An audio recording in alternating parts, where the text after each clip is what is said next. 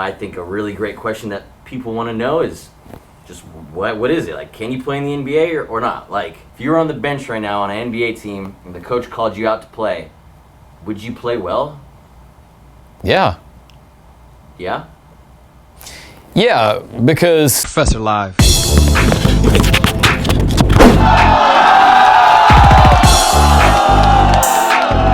What's up, Live fam? All right, before we get into the video, I want to tell you guys about Sleeper. Sleeper is a modern fantasy experience designed to connect people over sports through its integrated chat and sleek interface. Sleeper users talk more to their league mates, and their leagues simply feel that difference. Sleeper is 100% free with 0 ads. It's genuinely a premium experience. Sleeper offers NFL, NBA, and gives you complete control over your fantasy draft and season. Redraft, Dynasty, Best Ball, Sleeper is made for you to play fantasy sports your way. Not to mention, Sleeper is the fastest growing fantasy platform with millions of users and pretty much brigaded just off word of mouth. Thank you so much to Sleeper for sponsoring this video. Be sure to click the link in the description to download the Sleeper app today. All right, let's get into it. All right, so your YouTube channel is currently at 924 million views, basically approaching 1 billion views, which is nuts.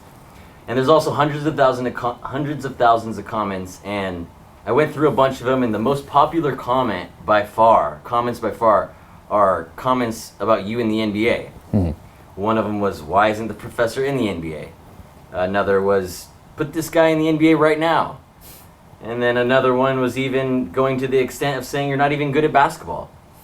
So first off, I think it's a really great question that people want to know is that, have you ever played against NBA players in your career?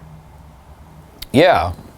So I played against NBA players in street ball settings, and some of those are on film, like notable highlights. Actually, I had some ankle breakers at times, like versus NBA players, and they're actually online.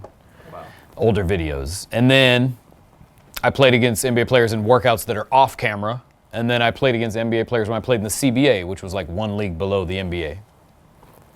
Yeah, so a handful of times, yeah. Felt like you matched up pretty well. Yeah, in that setting, yeah. I mean, we were not playing a full game, 48 minutes, full court divas, but like in those settings, yeah, I felt great about it. Interesting.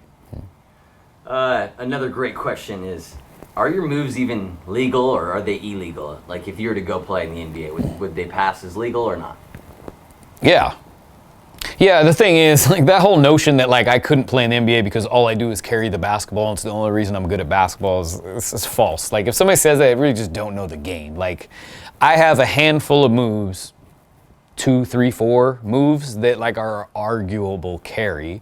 And if I do them, it's by choice because I'm trying to make an entertaining video. So the whole notion of like, I can't hoop unless I'm being illegal and doing fake move, like carry illegal moves. It's not true. Like I've played in one league below the NBA. Like I never got called for carry ever. You know what I mean? Like I think that's just the easy poke because street ball 15, 20 years ago, the trend was to do illegal moves. So I think street ball got put into a category of like it's different than basketball. And I think people try to say, that's like an easy hate for me is to say, he's only good because it's illegal. And some people even say, he doesn't care, he's playing street ball. Neither one of those are true. It's like, bro, play basketball, like some arguable carry moves, but like I probably carry less than your favorite NBA player. Like, you ever seen these guys in the NBA? Like, I mean, Westbrook took 4 steps before he put the ball down one time. Like, he got away with it. Yeah, it's garbage, it's not true, whatever. And a matter of fact, last week, I was on the phone on FaceTime with an NBA skills trainer, like a private NBA skills trainer, and he asked me to come collab with him so we can make some YouTube videos of me showing him a few of my moves. And the reason he said he wanted to learn them and do the collab was because he loved that my moves were actually game legal. And then even like NBA players asked me to train them and show them moves. So what does that tell you? No, that says a lot for sure. You'd think. Coming from an NBA trainer. So another question.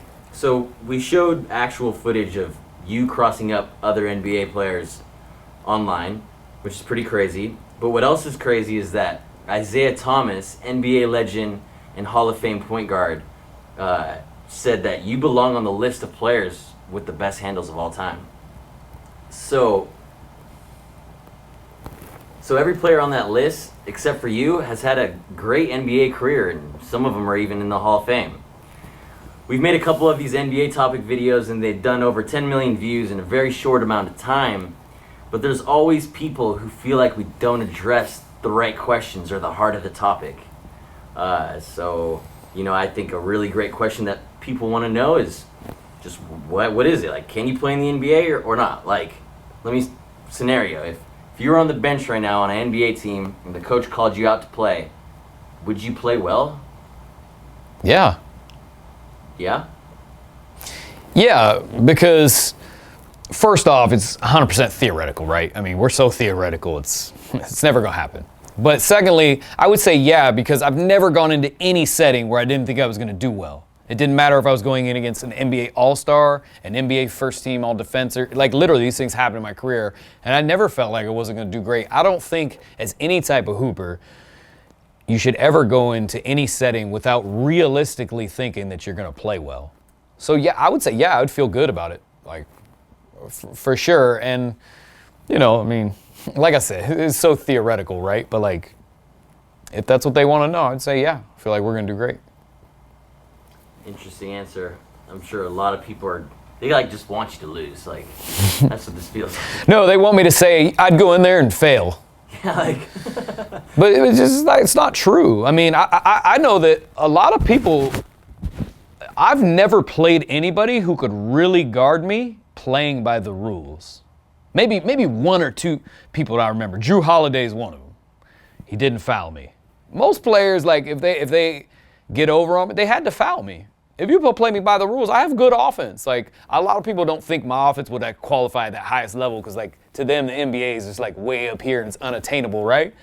But no, like, I played in a scrimmage and an NBA player wanted to switch off me because he felt like he just couldn't keep up for that day. You know what I mean? And this doesn't mean I'd, like, kill the NBA, but it just, I think my offense is a lot better than those people might think. You know what I mean? So, yeah, it's interesting. Players got to foul. I mean, that's the only remedy that I've seen for the most part. Yeah, it's interesting because when I see you play and, someone's about to play you and they've never played you before and they may think that they're going to beat you, they see it in front of them and then it's completely different. I know. I think before people match up, they talk a lot of crap about what they can do, what they might do, but they don't calculate, like, cardio. Second, I play way different than any other play. Like, the way I operate is way different. You know what I'm saying? Like, I learned from my idols, Hot Sauce, Skip to My Lou, you know what I'm saying? Even my bro, Bone Collector, you know what I mean? I'm grabbing from their bag. And those three, and even my other, NBA or and one homies from back in the day, that bag is different. Like, nobody's going to be dribbling like that. So it's going to be way different than they think. Totally. Last question.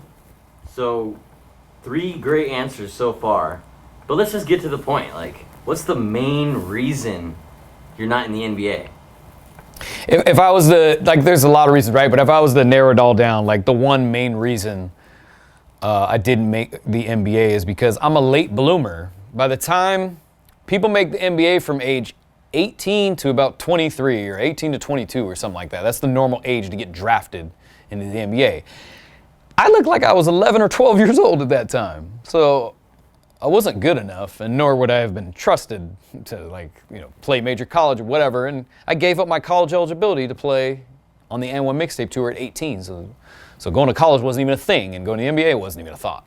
You know what I mean? So, but I'm such a late bloomer, couldn't have made I wasn't good enough at that time. Fast forward, at some point I got good enough to where I could go back and forth in an NBA player in a workout or like a street ball setting, and I don't even know when that was, but I get better all the time. Today at my age, if I played my 18-year-old self on N1, it's not even fair. Like, I've gotten so much better. I'm still getting better into my late 30s. And that seemed weird to people, but I think they're used to the pro standard where you have an 82-game schedule. You get this long schedule that wears down. It puts a lot of miles on you. I don't have the same miles. LeBron James is my age. We don't have the same miles. He has way more miles. He's just a freak athlete. He can even still compete with that many games per year. But, for me, I always am getting better. So I don't know when the peak will be, but basically I was a late bloomer. I wasn't good enough back in the day. Yeah. That's a really good answer.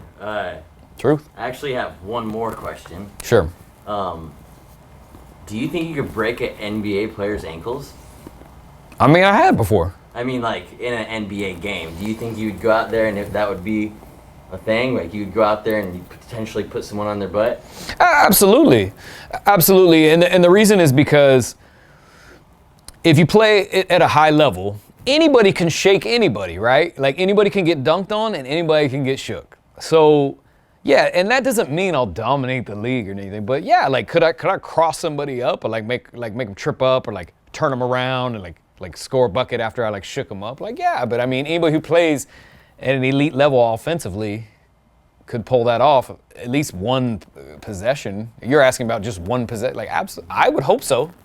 I mean, it's happened in a workout. I think it could happen under the lights. I've always been a player who plays better under the lights, personally. You know, I'm a game time player. Like, some players only play good in practice or open gym. When the lights come on, I usually turn up and actually play better than I do in practice or open gym. So I'm confident. You know, as a hooper, you should be confident. You know what I mean? I have great respect for anybody who made the NBA. So, like, it's not even something I think I should be or attain or anything. It's just something people talk about a lot. So here we are addressing it, you know? For sure, for sure. Man, I'd love to see that. Hey, me too. Yeah, that'd be crazy.